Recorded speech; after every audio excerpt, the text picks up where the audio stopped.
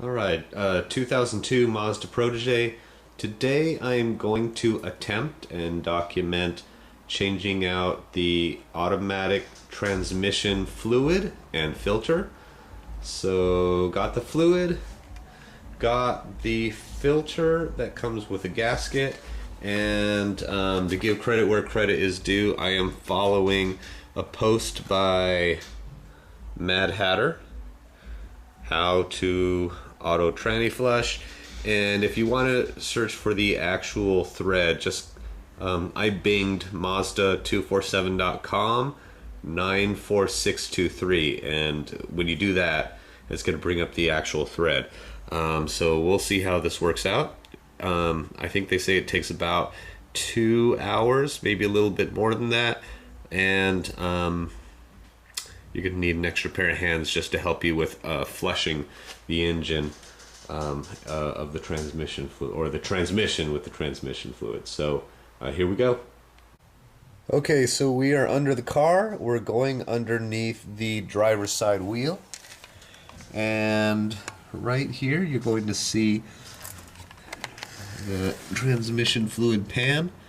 And I didn't know the last time this car had a transmission fluid change or filter change, but now looking at it, it looks like there was a mechanic who did it, and they look like they were a little bit lazy, because what we're going to be doing is taking off this plastic cover right here, so we can take off this entire pan if you intend to remove the filter. Looks like they went lazy. They just unscrewed this bolt, and then you're going to notice it's all ripped up here, and they cracked it at the back. So instead of being a proper mechanic taking the whole thing off, they just ripped this off and tore it off. We're going to do it the proper way. Number two, at the very end, you're going to see the drain bolt right here. So we're going to remove that, and you're also going to know, probably as soon as you take that off, it's going to splash right up on this thing, get all messy. So I'm going to add a little bit of aluminum foil because it shapes easily, and just sort of cover it so that I don't get a mess on that stuff. Get a pan under here, etc., and get that off first and start draining it. Alright, so we're back under the car. As you can see, I removed the splash pan underneath here. It's about 4 or 5 bolts. You'll find it in one little plastic pop clip. I've put some aluminum over whatever I thought was going to get dirty once I take off the drain plug, which is going to require a 19mm wrench or socket, whatever you want to do. And I have my oil catcher, or whatever you want to call it, underneath. And I'd seen some other videos where people were saying once they popped open, just crap gets everywhere. So I don't really know how it's going to go, but I just cut up some cardboard to hopefully keep the splash maintained, and we're going to try and take it off right now. Okay, so I've loosened it with the 19-inch wrench. I'm going to try and take this off without burning myself. Well, it's still sort of red, so I might be changing it prematurely, but honestly, it's probably better if I do it and I know the exact date, since nobody else knows. You know, maybe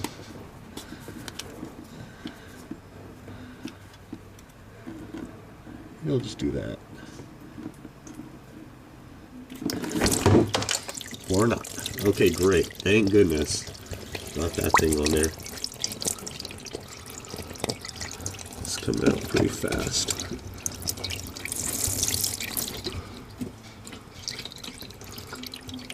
Oh. Not too bad, but this thing gets in focus. Thank goodness I had that cardboard on there, because it is...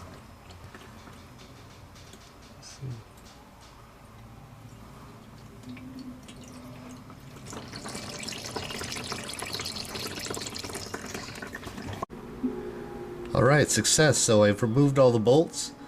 I took a nylon pry tool, just put it on the side. Took a dead blow hammer here, put it in, and it's starting to come off, as you can see.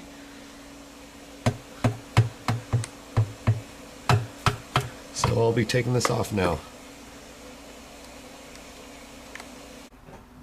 Okay, so the pan has been removed.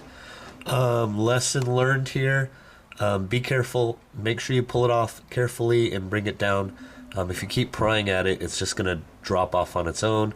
And there was still oil in the pan. It sort of splashed all over the place. So, lesson learned. Take it off carefully yourself. There is going to be stuff still dripping on it. And we'll continue by removing the actual filter itself. Okay, so note to self, there's still oil in this filter here. I didn't think it would just come out so fast, but you just pull this off and it's all coming out here. So it was literally, I started pulling off and it just like popped off. And so again, I got more oil all over the place. So again, I am glad that I put this pan down. Oh, it was that.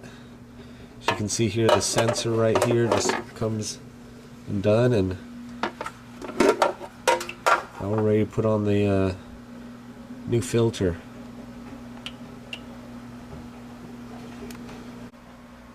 So there's a little bit of leftover residue, so I am going to take a razor and very carefully and evenly go across to remove any without scoring directly into the metal here. Clean this up. Okay, everything on the edge is pretty much cleaned up, nice and smooth. See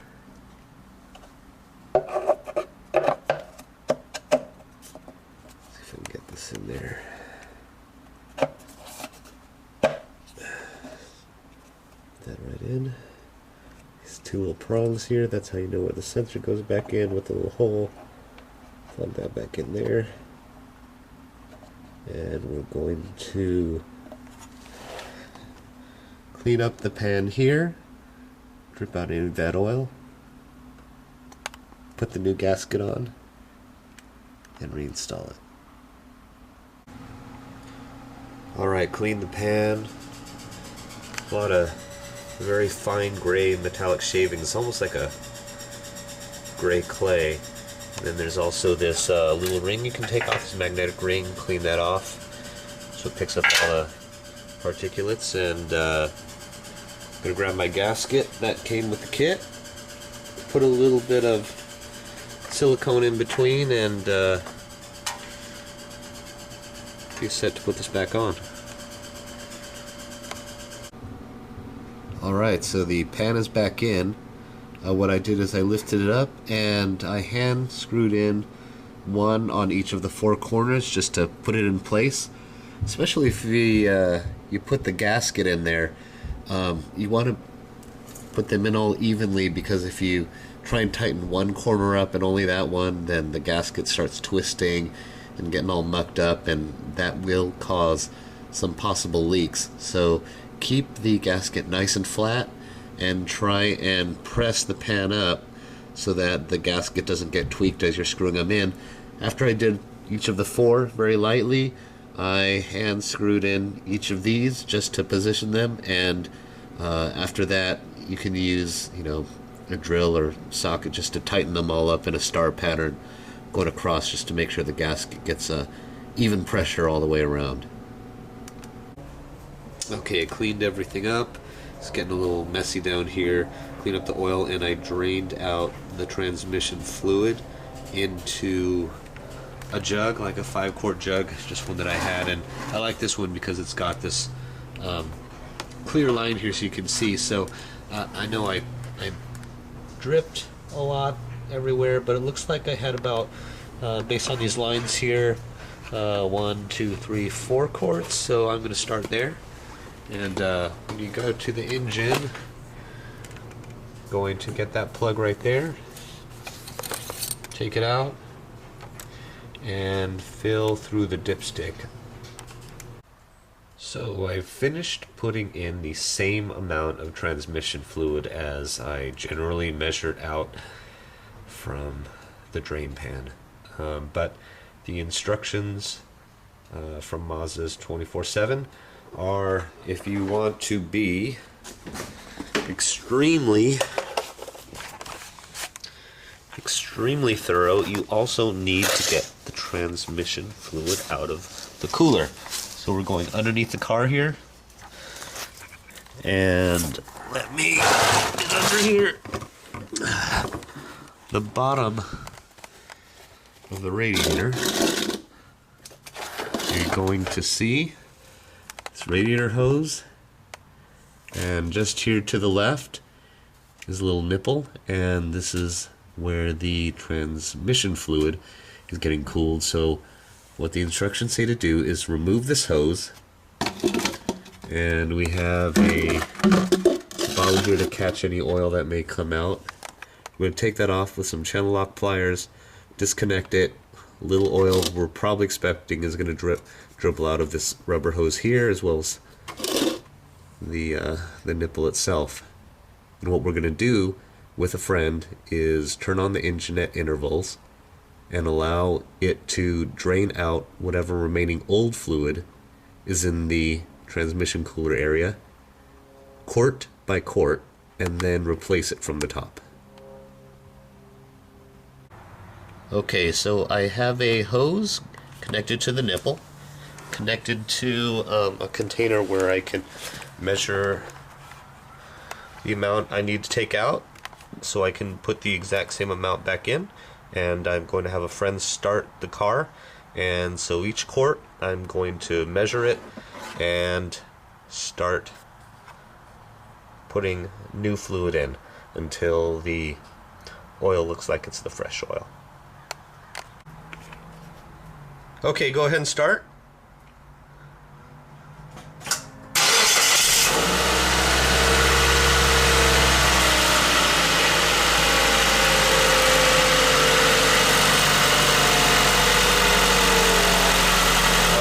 Go ahead and stop.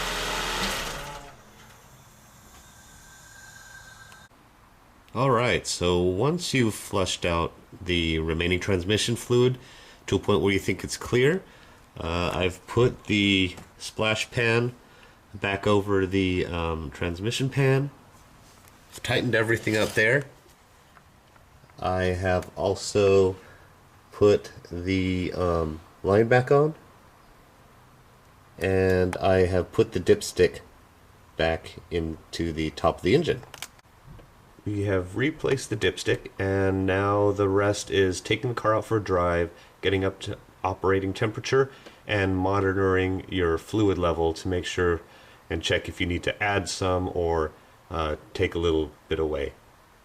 Otherwise, that's pretty much it. The entire job, including doing the recording at the same time, was about 3 hours, so without doing this video it probably would have taken maybe 2.5 hours.